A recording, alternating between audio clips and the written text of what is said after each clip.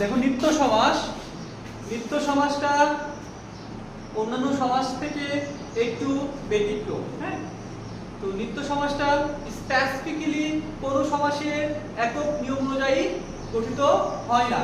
নিত্য সমাসটা মনে রাখার যে কৌশলগুলো, সেই কৌশলগুলো সম্পর্কে একটু আলোচনা করে নিই।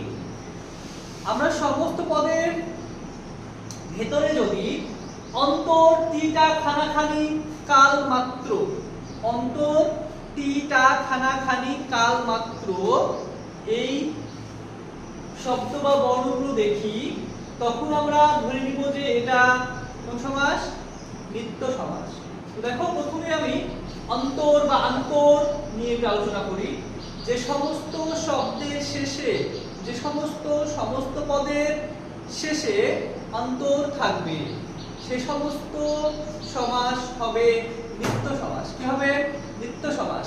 নিত্য সমাস আমরা যদি বলি যে কালান্তর, কালান্তর শেষে কি আছে? অন্তর আছে। যুগান্তর, দেশান্তর, রূপান্তর, পক্ষান্তর, পক্ষান্তর, মতান্তর, মতান্তর, লোকান্তর।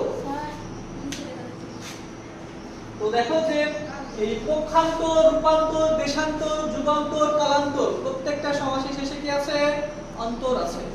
এই অন্তর থাকলে হবে নিত্য সমাস। আর এটাকে ব্যাস বাক্য করবো আমরা কিভাবে? অন্তর কেটে দিয়ে শুধুমাত্র অন্য লিখে দিলেই এই ব্যাস বাক্য হয়ে গেল। অন্য কাল, অন্য যুগ, অন্য দেশ, অন্য রূপ। ঠিক আছে? আচ্ছা, এবার আমরা দেখি যে মাত্র থেকে, যদি সমস্ত পদের শেষে মাত্র থাকে তখন সেটা হবে নিত্য সমাস। কেবলমাত্র, দর্শন মাত্র, যাওয়া মাত্র, চাওয়া মাত্র, শ্রবণ মাত্র, এগুলো সব কি? নিত্য সমাস। তো মাত্রটাকে দিয়ে কেবলটার সামনে বসিয়ে দিলে কি হবে? এটা ব্যাস বাক্য গঠিত হয়ে যাবে। আর কেবলমাত্রটা একটু ব্যতিক্রম। আরেকটা কি বলেছিলাম যে অতিমাত্র, অতিমাত্র এটা হচ্ছে অব্যয়ভাব সমাস। অতি, অতিমাত্র বলতে পূর্বপদ প্রধান, অতিকে বোঝায়। অতিকে প্রধান করে এই অর্থটা আর কি প্রতীয়মান হয়েছে। এজন্য অতিটা শুরুতে উপসর্গ আছে, এটা অব্যয়ভাব সমাস, মাত্রাকে অতিক্রান্ত না করে। যদি খানা থাকে, যদি সমস্ত পদের শেষে খানা থাকে তাহলে সেটা হবে নিত্য সমাস। যেমন টেবিলখানা, বইখানা। তাহলে এটাকে ব্যাস বাক্য করতে হলে খানা বাদ দিয়ে একটি বসিয়ে দিলে হয়ে গেল একটি টেবিল বা একটা টেবিল।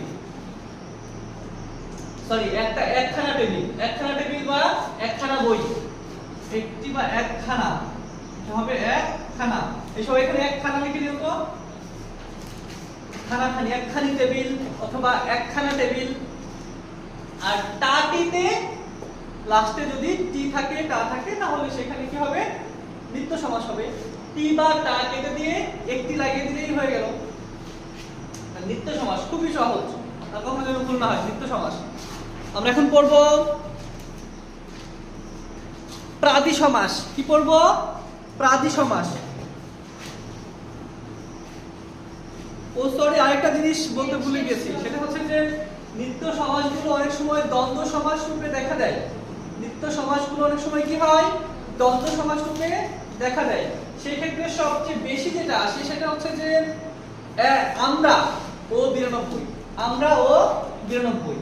আমরা, আমরা এই শব্দটি একই সাথে একশেষ দ্বন্দ্ব এবং নিত্য সমাস। একশেষ